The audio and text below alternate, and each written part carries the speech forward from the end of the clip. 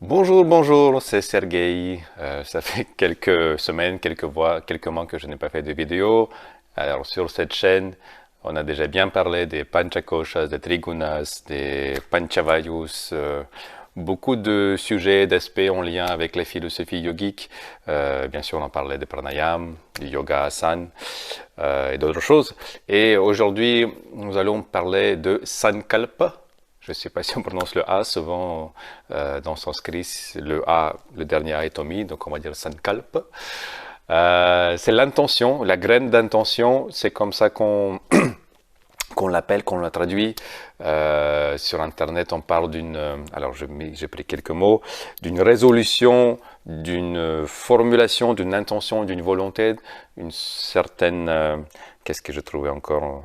Ouais, une formulation. Voilà, c'est comme si on visualisait un but, quelque chose en lien avec la mission de notre vie, si jamais on a une, quelque chose en lien avec un objectif, un but à atteindre, quelque chose, un point à améliorer dans notre vie.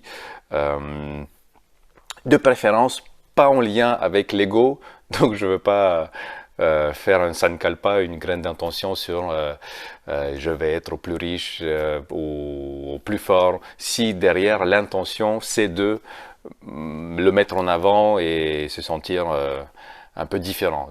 Donc là, au contraire, on s'éloigne de l'union avec le divin, mais on crée une certaine division en voulant se comparer soit à nos modèles, soit à nos rivaux, et ça, c'est pas une bonne chose. Donc plutôt une intention positive dans le sens bien pour soi et pour tout le monde, mais aussi positif dans le sens où c'est pas une négation. J'ai déjà fait une vidéo il y a très longtemps, si vous regardez les toutes premières vidéos où je parle des affirmations, rituel matinal, quelque chose comme ça. Ça fait écho un petit peu ça, et les yogis le savaient déjà depuis des milliers d'années.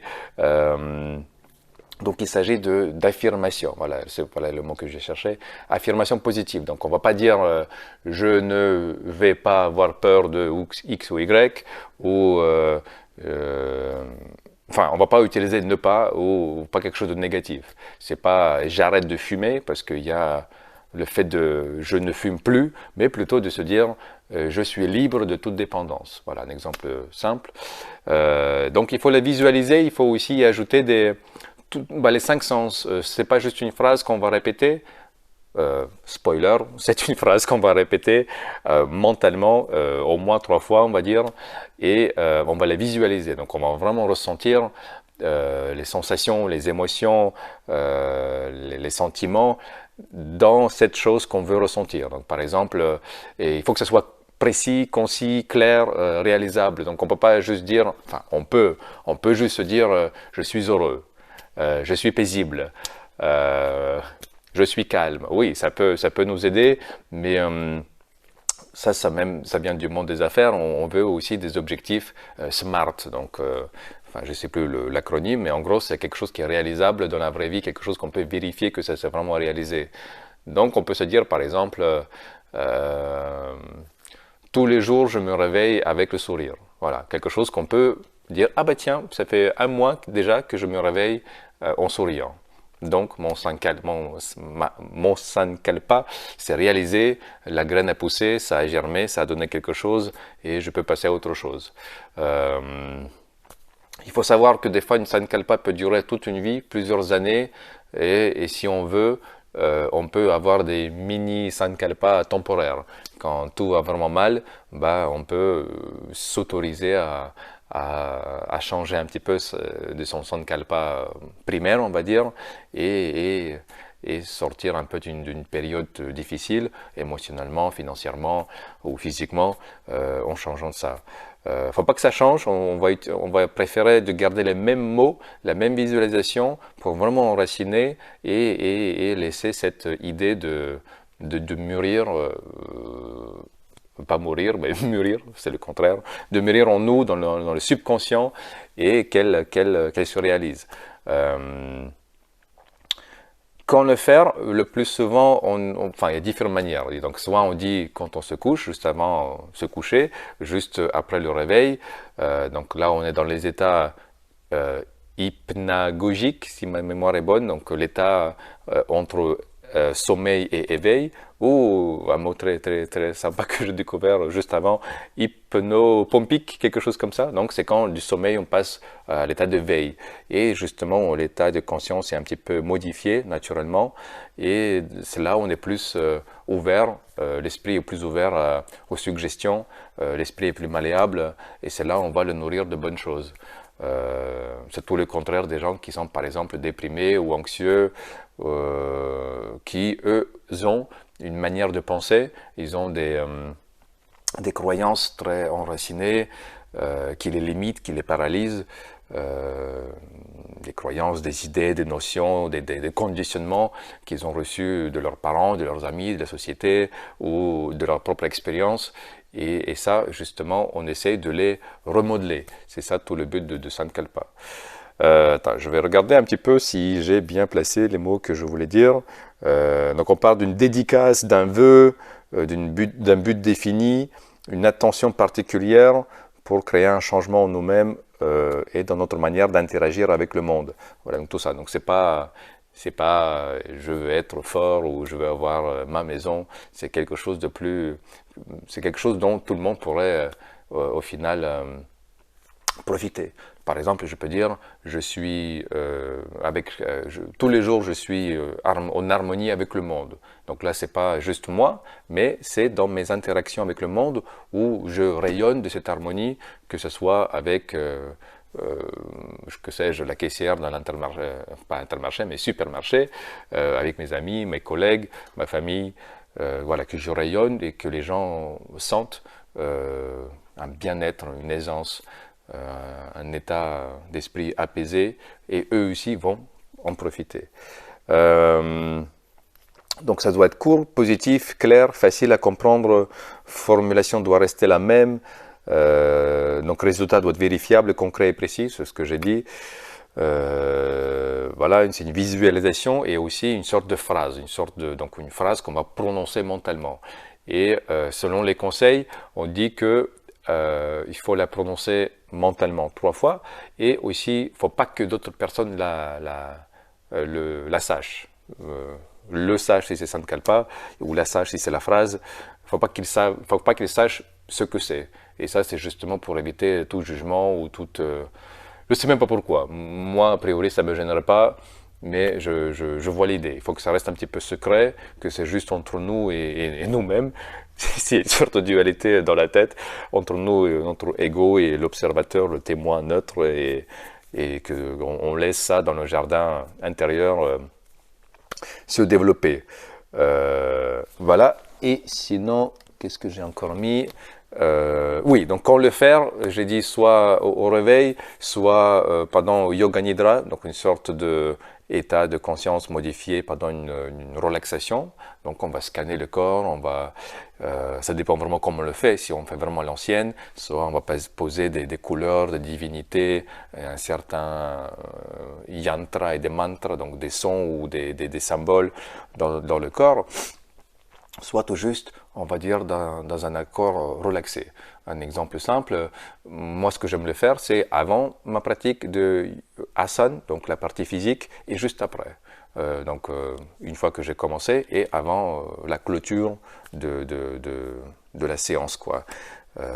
Et ça, en fait, on prépare un peu le corps devient plus malléable, plus élastique, et aussi l'esprit aussi, c'est comme ça que je vois les choses, devient un peu plus élastiques, et peut-être tout ça, c'est un lien avec la neuroplasticité cérébrale qui devient donc plus élastique et plus à même à recevoir de nouvelles idées.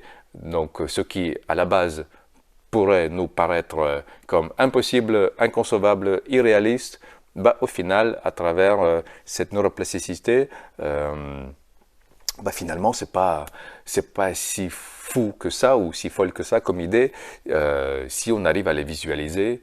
Et c'est important aussi, là je reviens un peu à la méthodologie, c'est de ne pas se dire je veux être comme ci ou comme ça, ou j'aimerais avoir ceci ou cela, mais tout formuler, donc on l'a dit de manière positive, donc pas de négation, mais aussi dans le moment présent, comme si on l'avait déjà. Ça, ce n'est pas propre à yoga, il y a plein d'autres courants psychologiques ou ou de développement personnel où on va parler de ça, où on va dire, bah, imagine-toi, visualise-toi, comment tu veux te sentir, quelles émotions tu aimerais ressentir dans une telle situation. Et aussi, je pense que à travers cette mise en scène un petit peu, ce petit film qu'on se fait dans la tête, et si on le fait pendant plusieurs semaines, on va dire, on va voir est-ce que c'est plus un, un ego trip, donc plus quelque chose que ego veut faire pour se sentir plus consolidé, ou est-ce que c'est vraiment quelque chose qui porte des bienfaits je ne veux pas dire l'humanité, puisqu'il y a aussi des animaux, et si on va prendre soin de toute la planète, de tout l'environnement, on va inclure tout le monde. Donc quelque chose qui dit, voilà, je suis en harmonie, je suis en paix avec moi-même, je partage l'amour, quelque chose comme ça. Voilà. Qu'est-ce que je dis? La relaxation profonde, avant ou après une séance de Hatha Yoga, esprit ouvert à suggestion.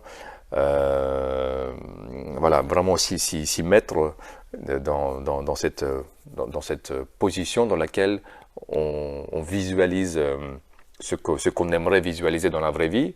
Donc c'est comme si on se projetait, et dans ce cas de figure, on devient un petit peu le co-créateur, un peu à la fois l'acteur et l'observateur.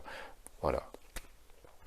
L'architecte de notre vie, le maître de notre vie, de notre destin, voilà, toutes des caractéristiques, des mots qui vous viennent à l'esprit, qui vous permettent de un peu reprendre votre vie en main, mais dans le bon sens, pas de se dire je suis mieux que les autres, je peux tout faire, hein, pas mégalomaniaque, mais tout simplement en se disant en toute tranquillité, bah, dans cette vie-là, je ne suis pas un ballon de foot que la vie, avec lequel la vie joue, mais en se disant, je fais partie de toute cette réalité,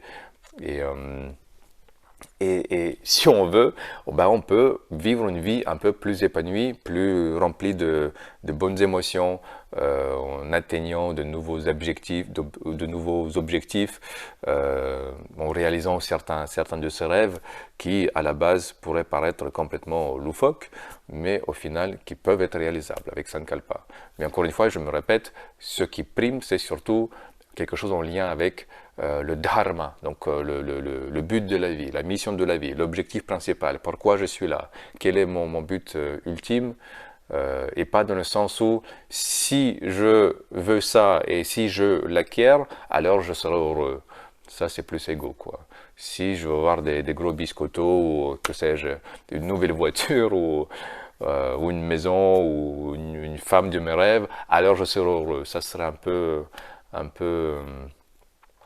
malsain. Enfin, ça peut marcher, mais au final, je pense que il y a un risque de déception plus que de bonheur continu. Voilà. Et il faut bien comprendre la différence entre plaisir et bonheur. On peut les confondre, mais il y a une différence. Et l'essentiel, bien sûr, c'est de l'approprier, ce sankalpa, et d'y croire. D'y croire comme dur comme fer. Là, je renvoie, ça me vient à l'esprit, au bouquin, le livre de Napoleon Hill, qui disait que d'abord, il faut concevoir, y croire et atteindre. En anglais, conceive, believe, achieve. Voilà. Moi, je l'ai retenu ABC, CBA, donc dans l'autre sens. Sur un site internet, je trouvais aussi un passage assez intéressant. Ils disent que Sankalpa est évoqué à la fin d'une expiration durant une rétention poumon vide. Ensuite, après l'avoir exprimé, on n'y pense plus, on n'y revient pas, on ne s'y attache d'aucune manière, on l'oublie. Intéressant. Voilà, donc ici, on exergue un peu la méthodologie assez précise, comme quoi il faudrait vraiment expirer, et à poumon vide, une rétention, bah, c'est là, on fait, bah, alors moi je vois ça comme une source de tension, parce que là, bah, peut-être qu'on pense plus à la formuler de la manière la plus rapide possible, parce qu'on sait qu'on est limité, d'autant plus qu'on dit qu'on n'y revient pas, donc c'est comme si on avait juste, je sais pas moi, 10 secondes de rétention de souffle à poumon vide pour la faire. Pourquoi pas? Je pense que dans un état de relaxation profonde, où la respiration est elle-même déjà profonde, lente, avec des petites suspension du souffle naturel, bah, je pense que c'est là où on est plus concentré, paradoxalement. Plus le corps est relâché, plus on est concentré sur cette visualisation à proprement parler. Voilà, ça c'est pour le Sankalpa. J'aimerais bien découvrir un petit peu, pas vos Sankalpa parce que c'est sacré, mais au moins votre vécu. Est-ce que c'est quelque chose que vous pratiquez? Est-ce que c'est quelque chose que vous saviez? Est-ce que c'est quelque chose que vos profs de yoga vous en parlent ou pas? Voilà. Bah, merci beaucoup et puis regardez d'autres vidéos que j'ai faites si ça vous intéresse. Il y a beaucoup de choses maintenant. Et moi je vous dis à la prochaine. Ciao, ciao.